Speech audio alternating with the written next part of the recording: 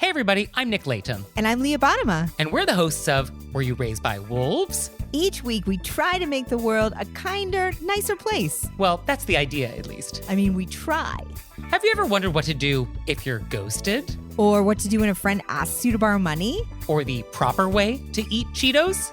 You know, the big questions. So please find Were You Raised by Wolves wherever you listen.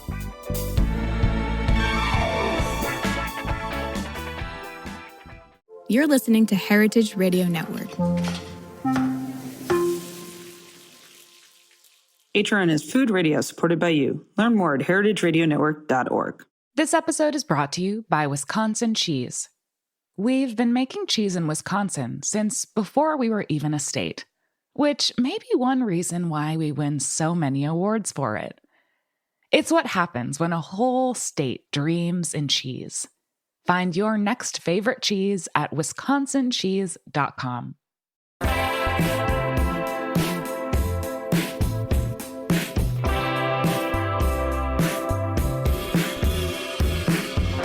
Hello, everyone, and welcome to Cutting the Curd on the Heritage Radio Network. I'm your host, Kara Warren, and on today's episode, I'm very happy to welcome Sheila Flanagan, the co-owner and CEO of Nettle Meadow Farm, a cheese producer based in the southern Adirondacks of New York. Known for their original cheeses such as Kunik and Flavor Fromage Frais, Sheila and her team have won over 60 international and national awards for their cheese and dairy products. Sheila, welcome to the show. Well, thank you very much. It's fun to be here.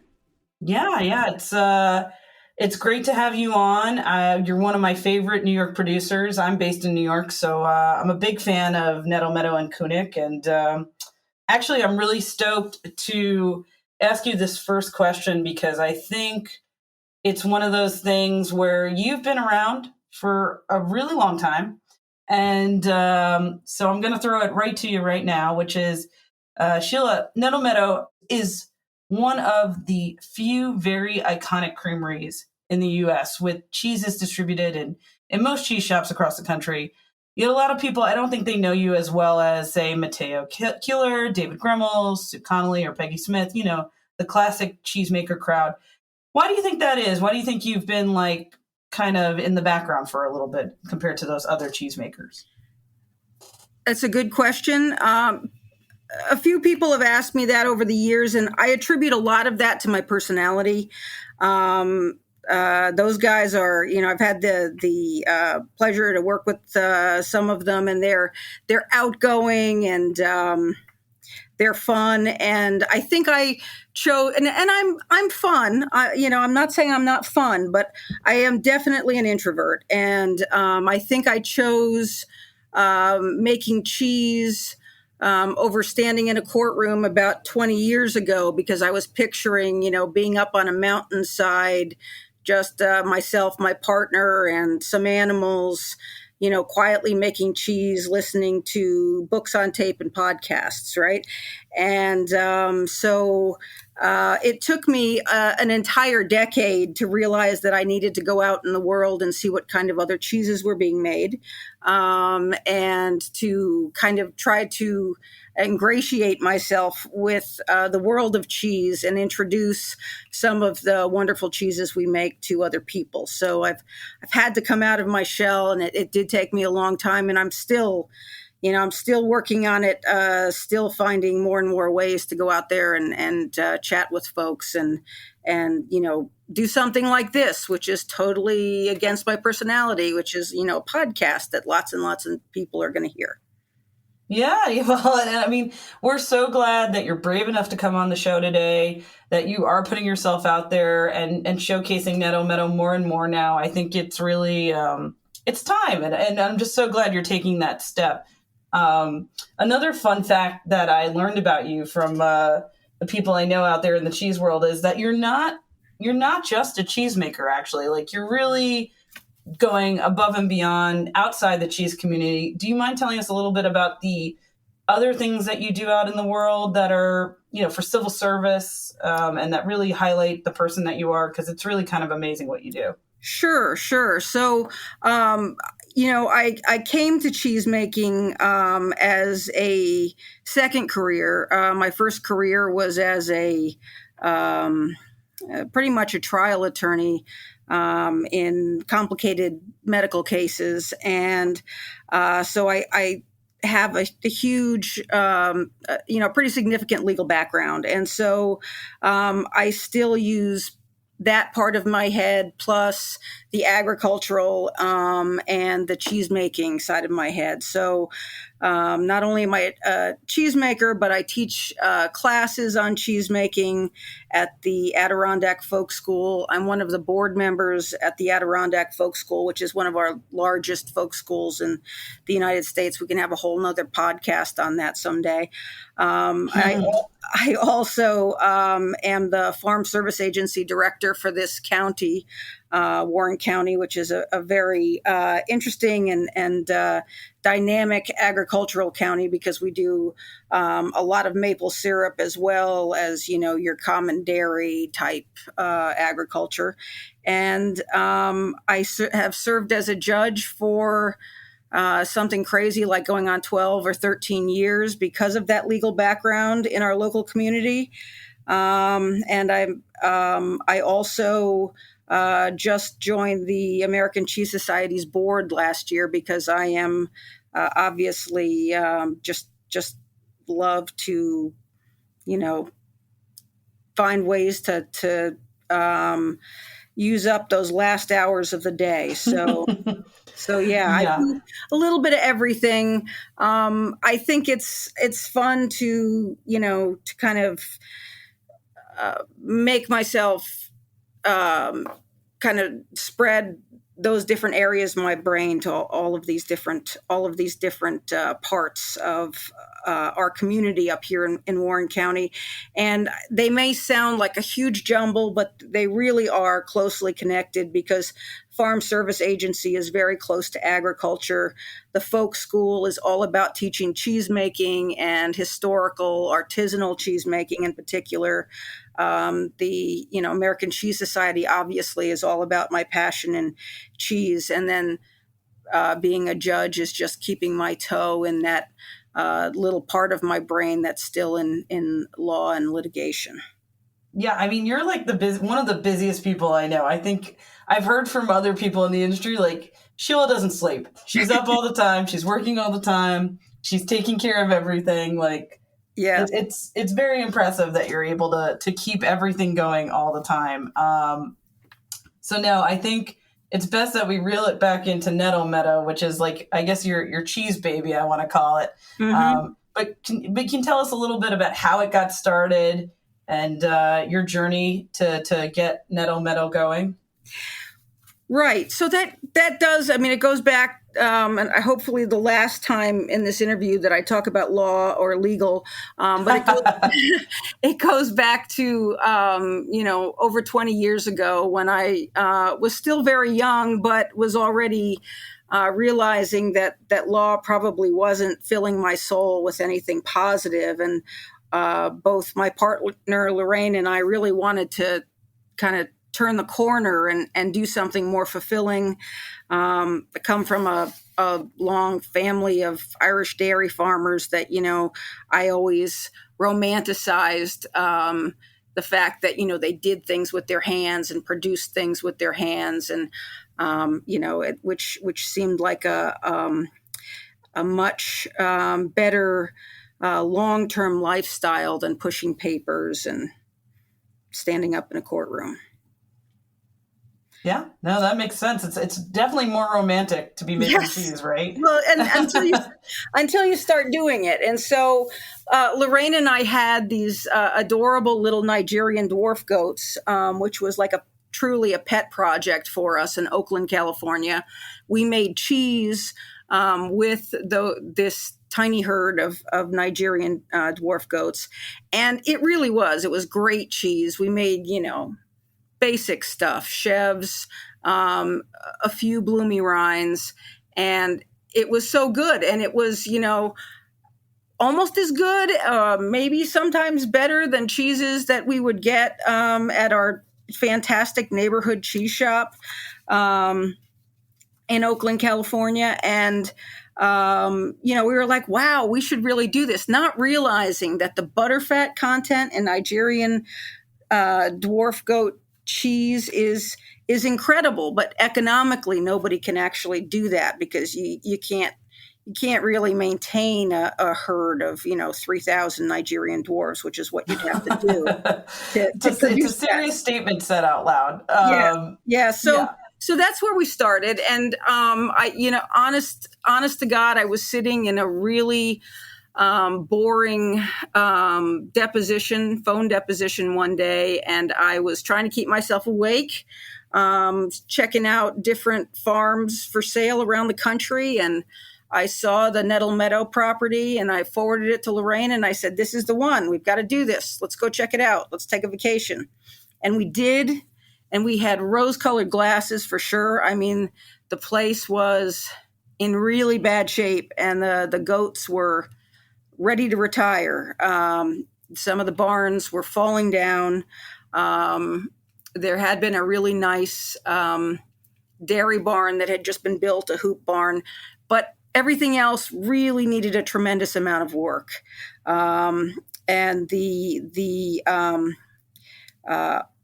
owners that had owned it before us, a wonderful couple who had developed who had developed some goat cheeses and sold them very locally. They had put all of their money and time and effort into cheese. And so, there was less electricity than a modern lawyer might expect, and maybe, less insulation.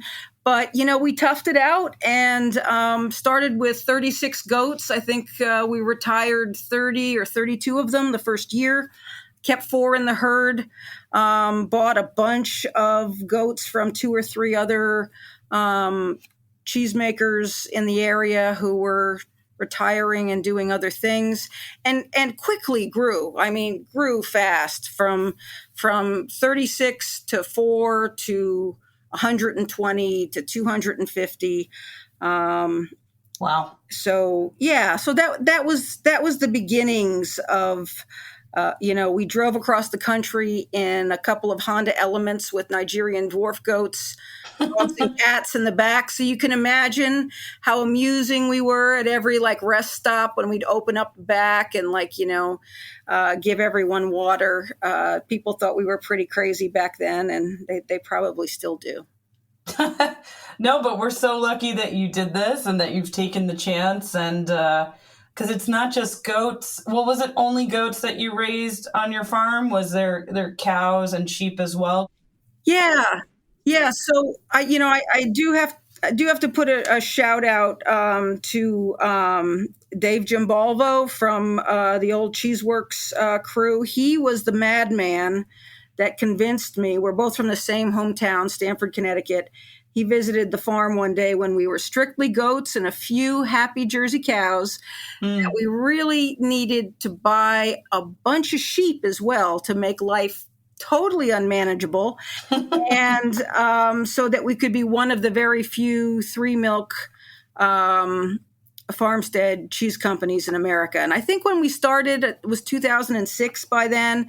I think we might have been the only or one of 2 3-milk farmstead cheese companies in America. So we had a little bit of everything back then. We had the goat herd. We had about 22 very nice East Frisian sheep that we raised from lambs from the old Chatham sheep herd.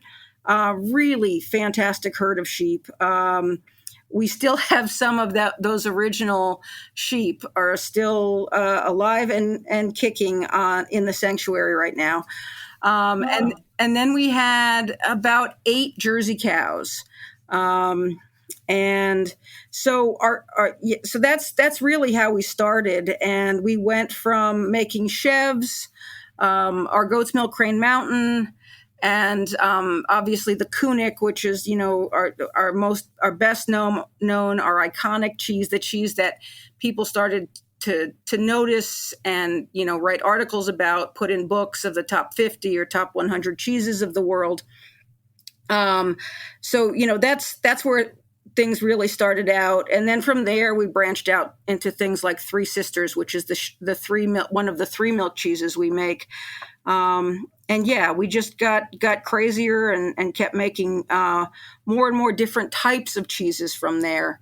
We did it all in a tiny kitchen-sized cheese plant.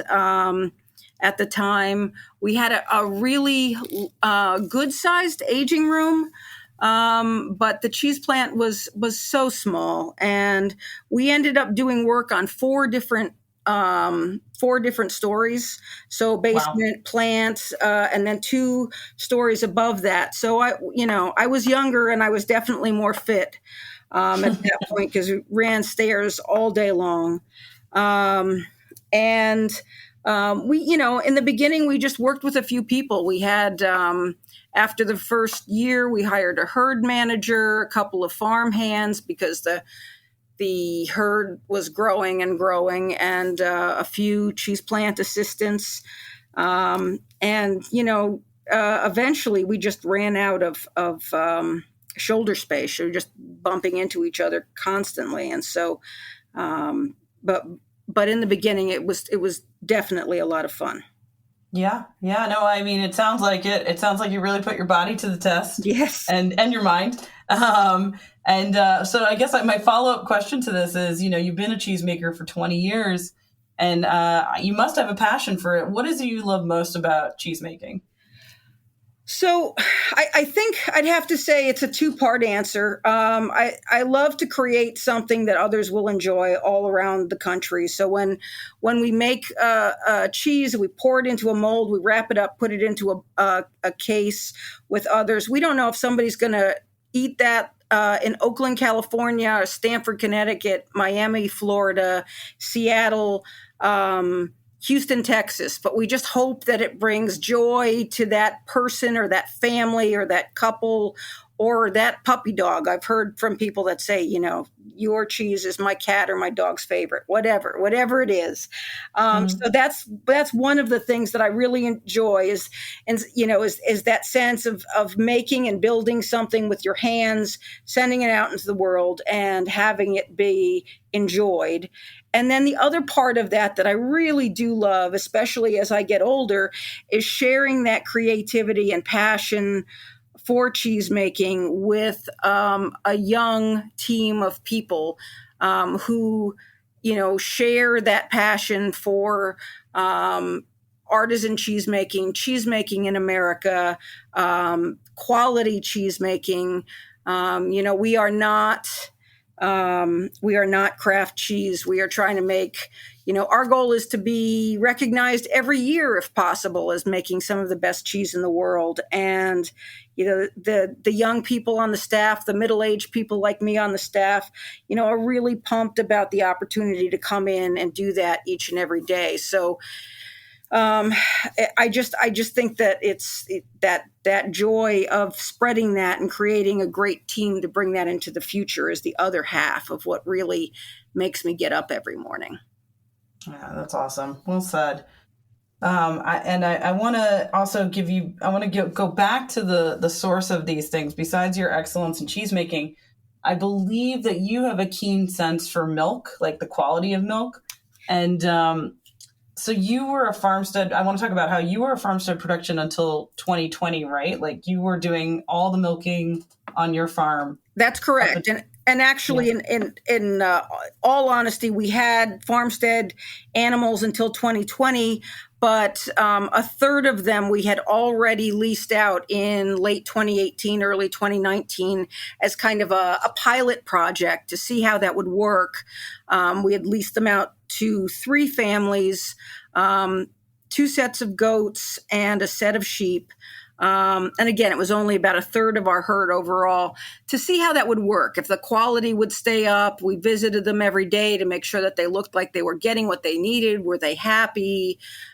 Testing the comparison of cheese made by milk coming in from those 3 farms versus the milk that was being made on our own farm. So this is kind of a very slow moving, plodding evaluation to see if it was possible, because part of what we dealt with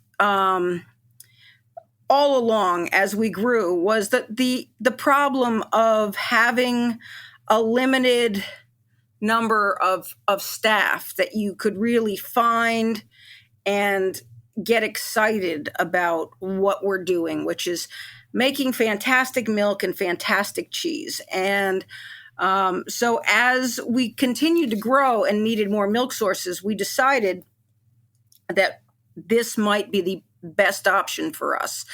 Goats and sheep that had actually been raised on our farm, goats that had been handpicked for the value of, somatic cell counts over years, butterfat combinations. So we didn't want to buy from an all alpine goat farm, which is lovely high production, but not as much butterfat for cheese. And we didn't necessarily, but so we wanted to work with goats much like we had been producing for almost 15 years at that point, which was a very strange combination of Alpine Saanen, which is the high production, and then La Mancha and Nubian, which are the high butterfat. And then the fifth goat that was all intermixed in our herds and still is the boar goat. And that's one of the reasons that, people laugh at us and say, well, that's a meat goat, Sheila, if you didn't know. And I always say yes, but the wonderful thing about boar goats is that they're just so resilient. They're so hardy. And, here we are, two crazy girls trying to make cheese in an area that gets so cold and so hot. And that is, our vets are an hour away at best if something terrible happens. And so you want some hardy girls with a little bit of meat on them, strong bone structure that are able to withstand those sorts of climate variations. And so that's the mixture that we worked on for 15 to 18, almost 18 years at that point. And they were just really great producers, long producers, and really great goat milk. And the same thing with the sheep milk from the East Frisians. I just can't say enough about those girls. They were so healthy. Some of them, we had one sheep named Penny who would milk literally 365 days a year if we let her. And she produced almost a gallon a day. And that's just an unheard of in sheep. We were extremely lucky, still are extremely lucky, because we still have the fourth, fifth, sixth, and seventh, probably 12th generation of some of those East Frisians still producing milk for our cheeses now. So, wow. It's an incredible, Sheila, that you're doing all this. Again, I want to remind the listeners in upstate New York, the Southern Adirondacks, it's really incredible that you were able to be so resourceful with these animals and you self-taught yourself all this. Am I wrong to say that? Much of it was self-taught. And, one of the things I like to say, though, all of the true animal husbandry was taught. When we bought the farm, like I said, we bought it from a very nice couple who'd been making a small amount of cheese, had some great ideas, had some great flavors that they were already working on, and had some great cheeses that they were already making. But, we worked with them for maybe 3 weeks when we got here, and animal husbandry for a very quickly growing group of goats and sheep. That was a lot of learning and a lot of tears year in and year out after oftentimes learning the hard way. I have been the assistant surgeon on more goat C-sections than I'd like to remember. Geez. I've birthed more baby animals at 2:00 in the morning at 20 degrees below zero than I'd like to think about. Especially as I'm approaching, those upper years now. I'm so glad that I did it all. I'm so glad that I'm not doing it now. I don't know that it would have been sustainable. I always remind people that Lorraine is a decade older than me, and she certainly would say would not have been sustainable to still be doing it now. So, I'm grateful for the experiences, but it's hard work, helping to breed healthy animals, with that are illness free, that are producing holistic natural milk. One thing we never did is we never certified as organic. I know that's not one of your questions, but in terms of quality of milk, but we did, and we still do insist on only natural grains and natural hay, without fertilizers and other things that can make animals sick, and can affect milk quality as well. Yeah, but that's responsible. And it's a good, and I think one of the outstanding factors of Nettle Meadow is that really high quality milk to make such a good cheese. And I think that's what, when I talk to other people in the cheese industry or even cheese enthusiasts, they can name Kunik really fast as one of their favorite cheeses. And so actually lining into my next question, I really want to talk about Kunik and it's one of the most iconic American cheeses. Actually, it's a basic kind of question, kind of funny. But what does Kunik mean? I know the word is it's a word, but I have no idea what it means. What does it mean, Sheila, to the name Kunik? So Kunik is a word, and I'm going to delve into something that people don't always ask me about in interviews, and I don't know that I've given as much credit is due. Kunik is a word that comes from one of the original goats on the farm. She was a great big Saanen goat. She was a very sassy and full of personality kind of goat. The world was all about her. And she actually, the farm that we inherited, they started making cheese in 1992. So Kunik was actually on the farm before Lorraine and I were on the farm. Oh. So I think it's important that people realize that word, that term, and that goat even precedes Lorraine and I. And the concepts, so the concepts behind Kunik, a lot of those pieces are things that I must and I have to attribute to Lori Goodhart, who was a little fledgling cheese shop girl at Formaggio Kitchen in Boston. I can't tell you exactly when. She is a good friend of mine, but I'd say she probably did this stint probably when Formaggio Kitchen in Boston was starting out in the late 80s. Wow, big shout out for them. That's awesome. And she was in love with French bloomy rind cheeses. And she thought the triple cremes or the double cremes were great. And she thought the goat cheeses were great. And she wanted to do something in America like that. And her and her husband, Renaud Hebert, had started to create a cheese like that. They were selling it in upstate New York. When they wanted to sell Nettle Meadow, part of what they wanted to sell was that concept of Kunik that they were working on. And the first wheel that I got from them, I loved.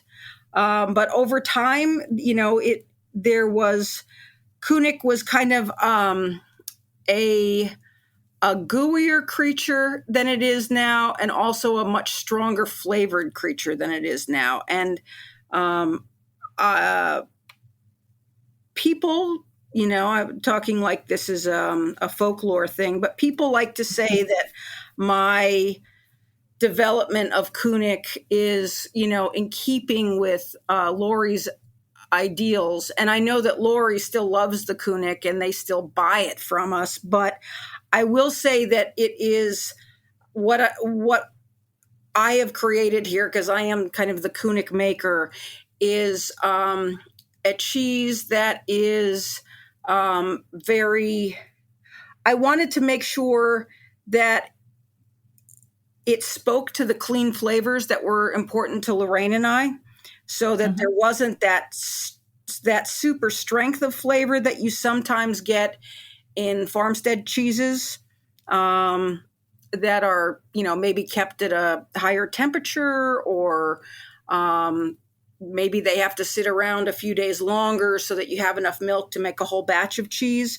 So we wanted to focus on really clean flavors with all of our cheeses, including Kunik. And I also wanted Kunik's structure to be dependable no matter what month of the year it was being made.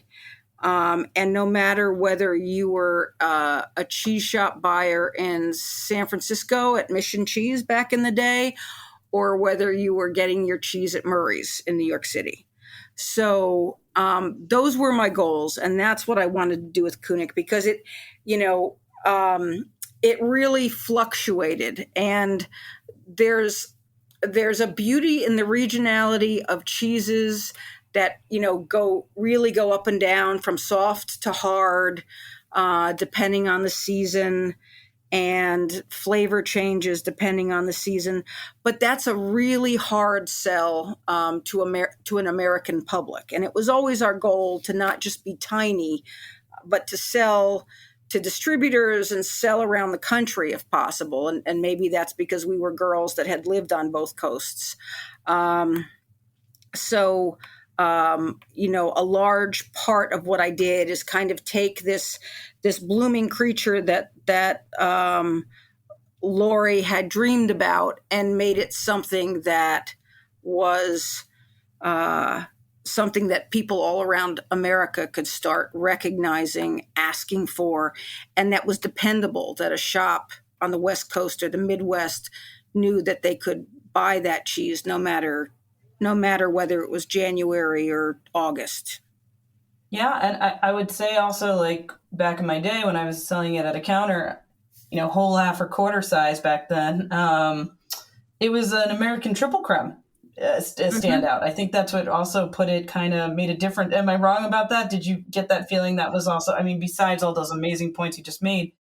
Yes, that's really taking, cheese making and buttery cheese to, the kind of the highest pinnacle in my mind of where you can go. And, triple creme cheese making is really difficult. And there's a lot of cheese that ended up going to the neighbor's pigs because you put too much culture. You need to put enough culture in to keep its balance and enough rennet in to, maintain its sense of body. But you put in too much culture, and you think you're just eating a goat cheese, and you put in too much rennet, and it tastes awful. And so it was, a constant. There's no question that in the first 5-6 years, I was always honing our craft and trying to explore ways to make Kunik as dependable as possible in the state that it was. And even simple little things like the rind, making sure that the rind was always what the people would anticipate. There's only so much you can do as a cheese ages over a 3 or 4 month period. And I spent tons of time at food shows, educating people about how cheese is a living creature and it has its own life cycle and it changes every day. But I also, I feel for the cheese monger who's trying to sell that cheese and trying to find those things about Kunik or whatever cheese that are always the same, that they use, like I always tell people, it's a buttery brie with a goat kick. I also tell them it's got, kind of a mushroomy element to it. And that comes from the terroir of our caves. But all of those things always have to be there.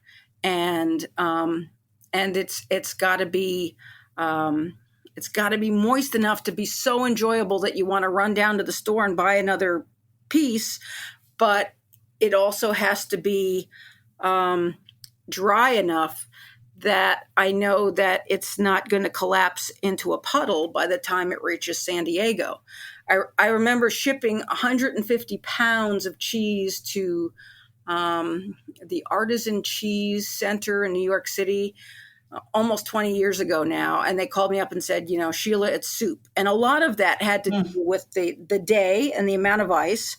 And I never shipped it to them ever again. I always drove it down there, which is, wow. exhausting, but important. But those are the elements, and the triple creme element, I think, makes it one of those iconic, special, a little bit magical cheeses. But it's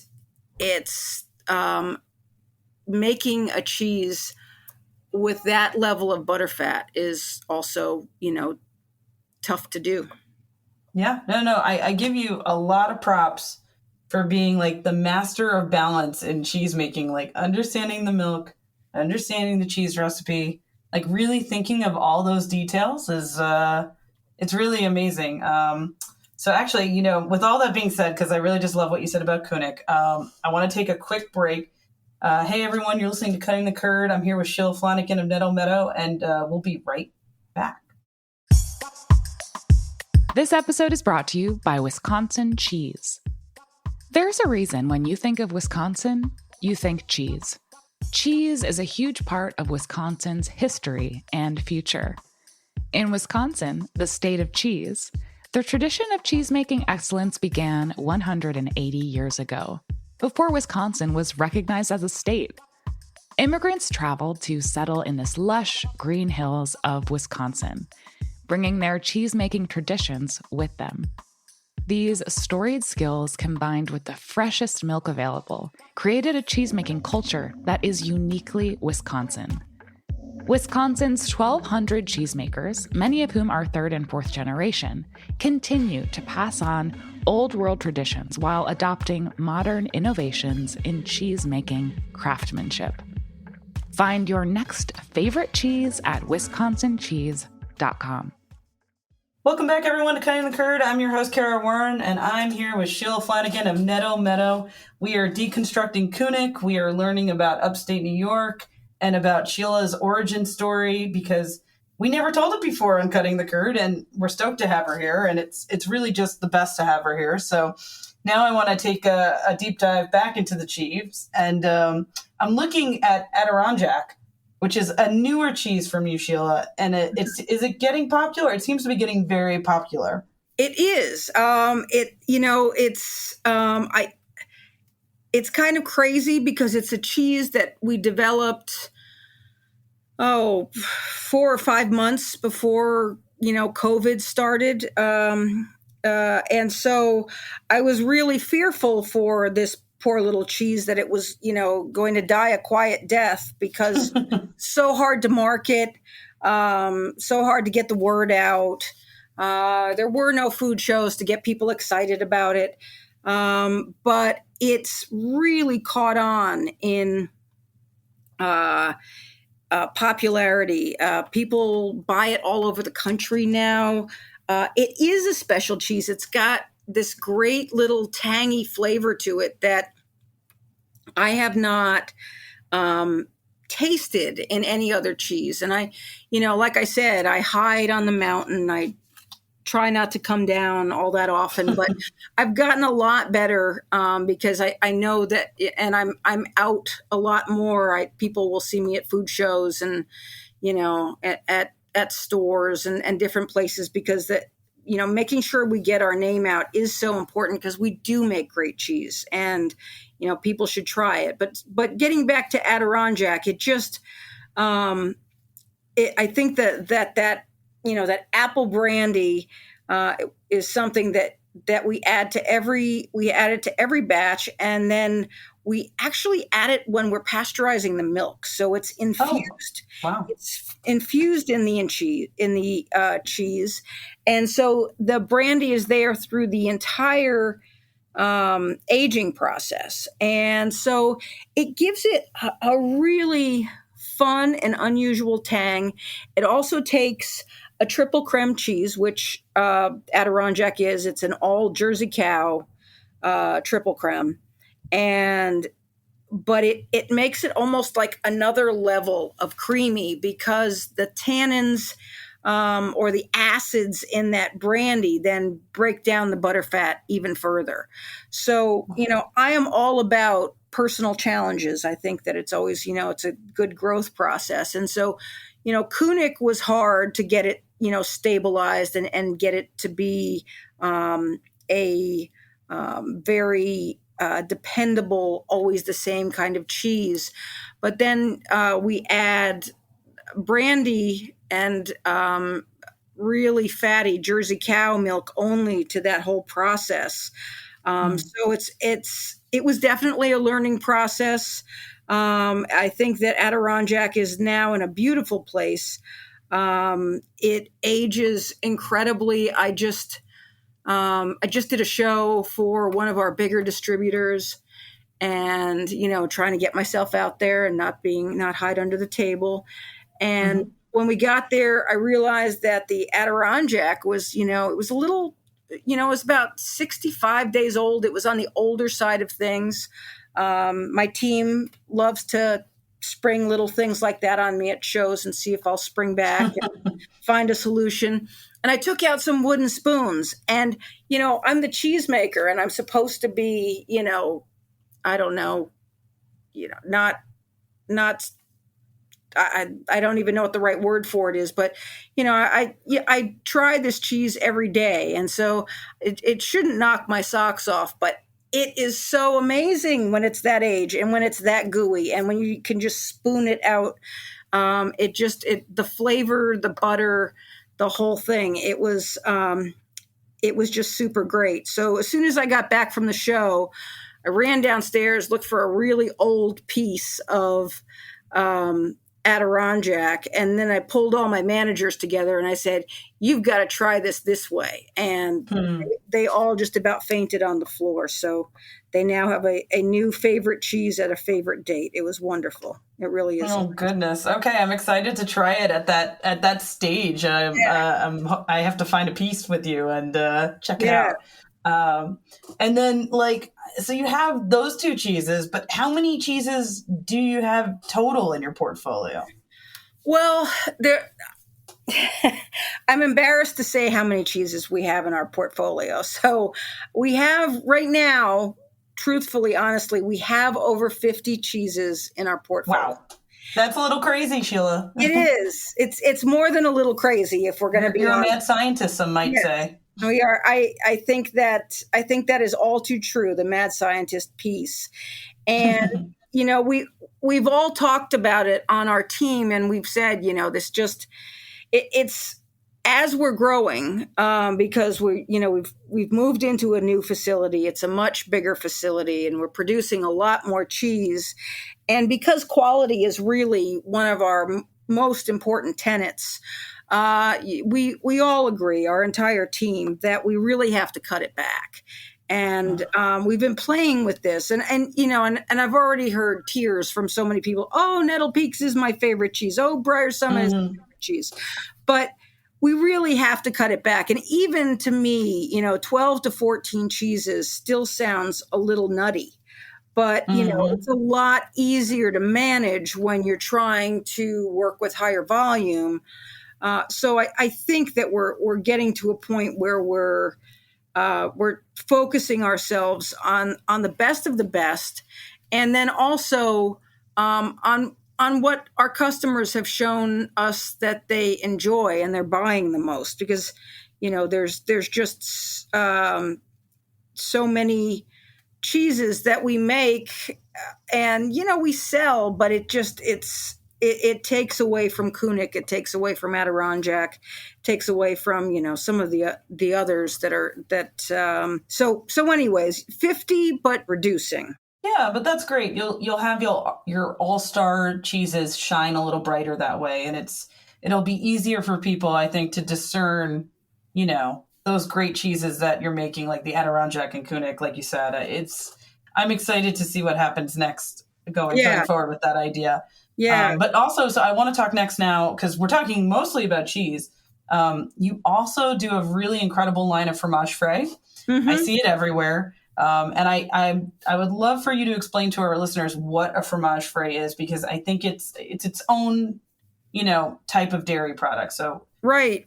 So, and the thing about it is that I think that the term fromage frais came a little bit out of that culture of ours living up on a hill. Like fromage frais is different for different people, so it part of our fromage frais is, well, what did we mean by that when we created it? And basically, it's a fresh cheese, right? It's a fresh cheese in a cup. And we had a few types of chèvres, which is the traditional all goat's milk cheese. But we wanted to, there was a really nice article about me in some New York magazine. It wasn't the New Yorker. It was like New York Times Weekend or something. And I remember it was the same weekend they had an article about one of the Baldwin brothers. So it was... I don't think it was the New Yorker, but anyways, they called me the queen of mixed milks. And I thought, well, that's very nice. That is a very nice compliment. And that is exactly what we talk about when we talk about fromage frais, because fromage frais is a mixing of goat's milk and cow's milk. We mix it together. We pasteurize it together. We take it out. We drain it. And then we mix it with some amazing, when possible, local, otherwise just very high quality flavors, and we come up with some great cheeses. So some of our most popular mixed milk cheeses right now is the fig and honey. The fig is certainly not local, but is very high quality. The honey is local and also very high quality. We also make a blueberry lemon, which is a lovely cheese, especially in the springtime. And the blueberry lemon, it kind of, both of those kind of harken back to our original fresh cheese that Lorraine and I started making, which is the honey lavender fromage blanc, which is a little bit different character. That's for the people that just love a goat's milk cheese. And I love showing honey lavender at food shows or parties or really anywhere, cheese tastings, because it shows the clean flavors of Nettle Meadow milk better than I think any cheese we make. Because if you've got an all goat's milk cheese and you're just putting a little bit of honey and something so delicate as lavender in it, if there are some unsettling, shall we say, barnyard flavors in that milk or that cheese, you're going to taste it. Anybody's going to taste it. A smoker's going to taste it.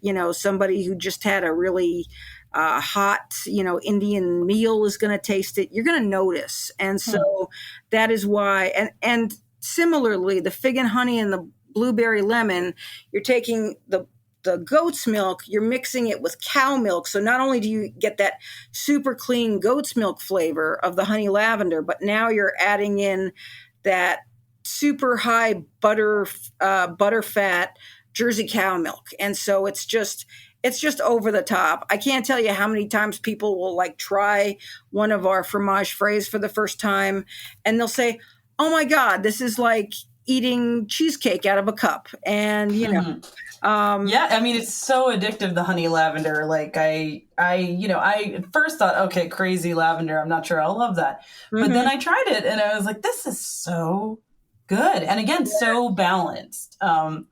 It's really the trademark of your products, is the balance in them is amazing. So I sorry, I'm just thinking about it. But I do want to take a look now at something more current to Nettle Meadow, because it's one of the reasons why we really got together for this interview. It's something that I think quite a few cheesemakers go through, which is, you're doing so well, you're kind of starting to outgrow your cheese making room. When did you have that aha moment that you wanted to scale up for production? Because, and if you can explain to the listeners what you've done during the pandemic years of all the times to do it, sure. So like, when did that start for you to scale up production and maybe tell your story of what you're doing now to help increase production? Well, in 2015, we really started thinking about we've got to build out, we've got to grow more, because the demand was really increasing, and we'd gotten to a point where we had about 15 to 18 people working in this really small cheese plant place at any one time, at our farm in Thurman. And it was like, this is crazy. We're banging into each other. It's inefficient. We've got to grow. And so we looked at, we tried to do it methodically. We tried to be smart about it. We thought, should we grow on this space, or, at the farm in Thurman, or should we move ourselves not too far, but somewhere like there was no three-phase power in, I'm sure a lot of your listeners are saying three-phase power. What is that? Because everyone has it, except for if you're, up on a mountain in the middle of the Adirondacks. But there was no three-phase power for larger equipment in Thurman. There's no, how should I say nicely? There's like, the septic system is your own personal septic system when you're out there. Right. And so, sure. Cheese and fatty whey is the best way to destroy your septic system over and over and over again. And, we did not really have anywhere to expand that septic system, and we had to, in order to grow on that location. And we'd already done crazy things to grow. We had bought a farm a mile and a half from the original farm to grow all the baby goats and baby sheep and some of the calves, so that they would not be exposed to any illnesses or diseases on the main farm. And then we bought another little farm up the road so that we could house more farm workers. And we were like, this just is doing all this in the same location. It's kind of like, banging our head against the wall. So we looked at some locations nearby, not too far away. We're very close to the Lake George region in upstate New York. So there are some, cool, larger buildings. It's also close to Queensbury and Glens Falls. So we looked at some, larger brick factory-like spots. We looked at some really big restaurants that we could refashion to turn into into a cheese plant, maybe put an addition on them, all closer to three-phase electricity, more employees that might be interested in working with artisan cheese, closer to more urban septic systems with more space to develop a septic system. So one of a friend of mine from Lake George had shown me a couple of properties, and he said, Sheila, you got to look at this hitching post place.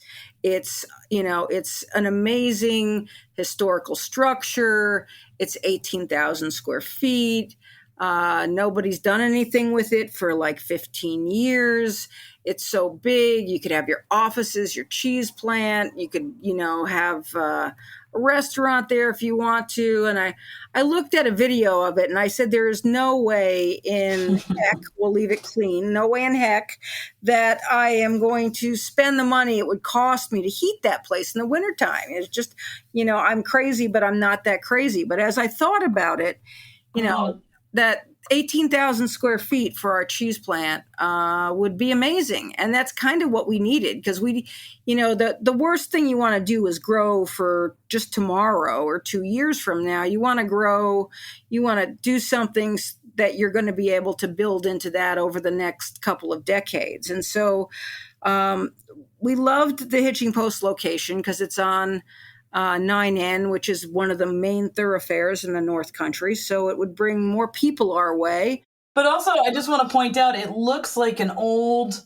log cabin. Like, it's this incredible, old building structure that like really captures the eye when you're on the road there. And it's like, it's so cool that you fashioned it into a cheesemaking plant now. Yes, it's a structure that means so much to the people of this town of Lake Luzerne. Like the hitching post was the place. It was this amazing, I mean, the huge pieces of logs that were put into this building.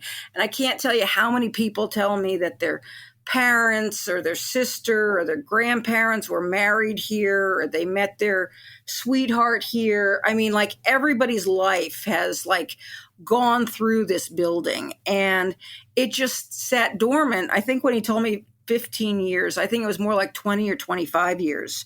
Oh, wow. And when we decided to buy it, one of the dormers actually collapsed 3 days before the sale. And I had to decide, did I want to take that on too, or were we going to back out? And we just decided to go forward. And I'm so glad that we did, because so many of the people that we have found in this area that are working with our team now are people that are not just passionate about our cheese, but are passionate about the history of this building and of what it means to the community.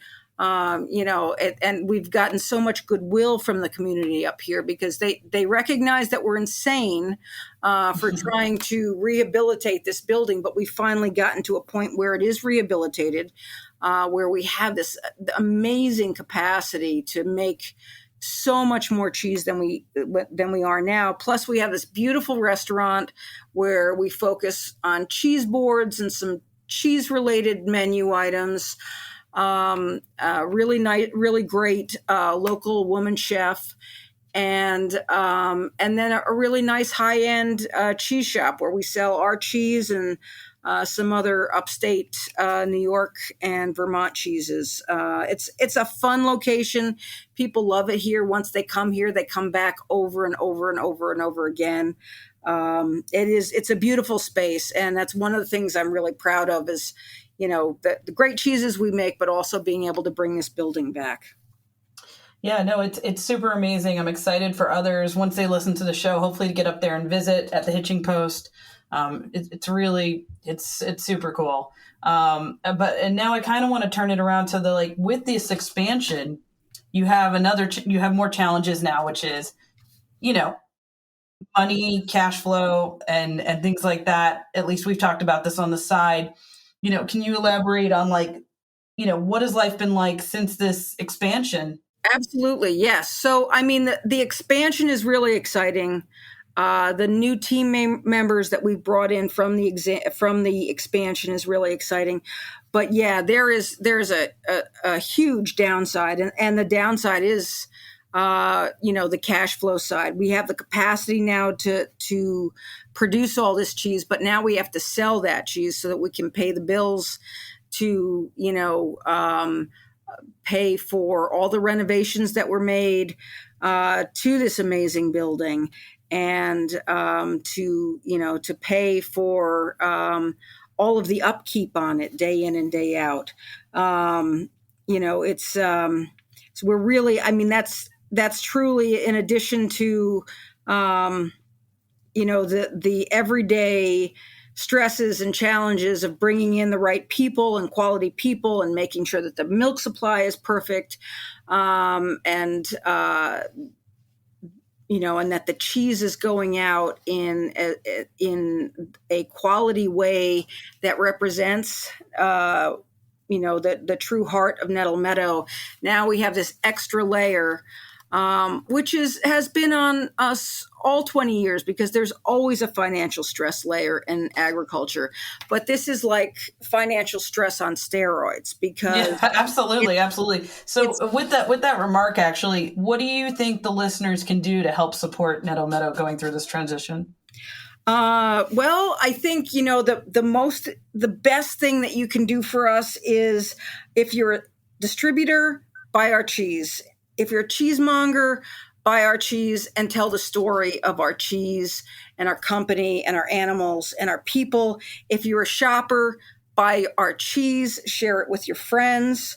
If you're looking for something to do, we're only 3 hours away if you're in the New York City area, or if you're in the Boston area, closer to 4 hours, but it's totally worth it. Come visit us, have a fantastic cheese board with some local beer and wine. Come talk to us about cheese. There's also, if you go to our website, you can make a donation to our sanctuary, which is a 501c3. If you're familiar with our cheese, share the story of our cheese with your friends. Bring our cheese to your next party and tell people about our cheese. I mean, I think that, our tagline, which I've been using for well over a decade now, is a culture of caring from the herd to the curd. It's such a critical piece of what we're doing, because you start out with super care for these animals, and that goes to really fantastic milk quality, which goes to really fantastic cheese quality. And we've got this great team that I feel so fortunate to have, especially in our modern society, to have these people that are still so motivated by the concepts of artisan quality, unusual, unique, iconic cheeses. And then, getting that out to the public in the best shape that we possibly can. I mean, my crew is wrapping and loading a truck with cheese on Sunday nights. This is a 7-day-a-week type of operation, just so that we can get the most kind of the best cheese in the best condition out to locations all over the country every week. So please look for our cheese, look for Kunik, look for Adirondack, any of our cups, our Three Sisters. Buy cheese. Yeah, no, I think it's super that we get the industry on board and cheese shoppers out there to support Nettle Meadow right now, because we want you to be around in the next 5 years. And I think, it's just super important to have your cheeses in the market. So, and we have talented young people here that can keep this cheese in the market for, 30, 40 years. We just have to get over the hump of the financial stress that it takes, and actually the financial muscle. I think we should focus on the positive that it takes to expand like this into something as unique as the Hitching Post with its, I've always thought it should be a Taste of New York building, because it's beautiful. People can come, they can watch us making cheese. Yeah. It's just a fabulous location, but it is expensive. So buy cheese. Yeah, definitely. I think the cheese industry at least knows this kind of story a little too well. But I just want to say, Sheila, thanks for coming on the show today. This was amazing. Thank you so much for coming on. Oh, yeah, it was fun. It was great. Yeah, absolutely. All right, I'm just going to tell the listeners real quick where they can find you. So hang on there. So please follow Nettle Meadow on Instagram at Nettle Meadow Farm. Plus, you can follow us at Cutting the Curd and myself at Kara Warren. And please listen and subscribe to Cutting the Curd wherever you listen to your podcasts. Thanks, and eat more Nettle Meadow cheese.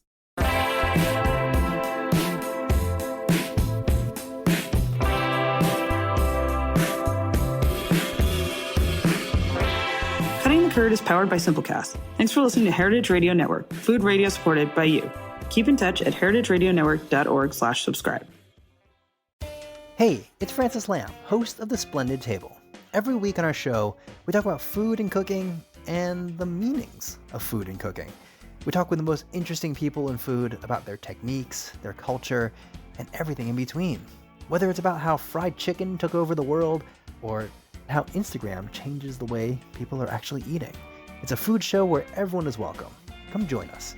You can listen to The Splendid Table wherever you get your podcasts.